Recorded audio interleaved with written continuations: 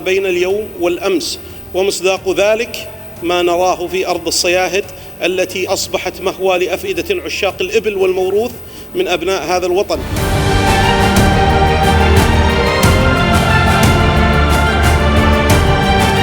أحلام وآمال شعب كبار لكبارها، من يوم نادى الحكم لله ثمل السعود. عنا بدو ورثنا نرقى بحلمه سنود، نواكب الوقت بالنهضة وبإعمارها.